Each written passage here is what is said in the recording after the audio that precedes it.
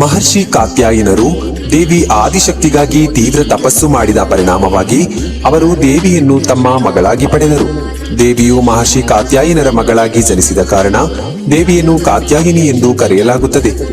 ದೇವಿಯು ಜನಿಸುವ ಮುನ್ನ ಮಹಿಷಾಸುರನೆಂಬ ರಾಕ್ಷಸನ ಅಟ್ಟಹಾಸವು ಮಿತಿಮೀರಿ ಹೋಗಿತ್ತು. ರಾಕ್ಷಸರು ಭೂಲೋಕ ಹಾಗೂ ಸ್ವರ್ಗಲೋಕದಲ್ಲಿ ಗದ್ದಲವನ್ನೇ ಸೃಷ್ಟಿಸಿದರು.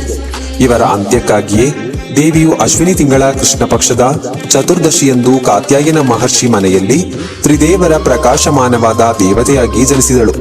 ದೇವಿಯ ಜನನದ ನಂತರ ಈಕೆಯನ್ನು ಋಷಿಗಳು 3 ದಿನಗಳ ಕಾಲ ಪೂಜಿಸಿದ ನಂತರ ದಶಮಿಯಂದು ದೇವಿಯು ಮಹಿಷಾಸುರನನ್ನು ಸಂಹರಿಸಿದಳು.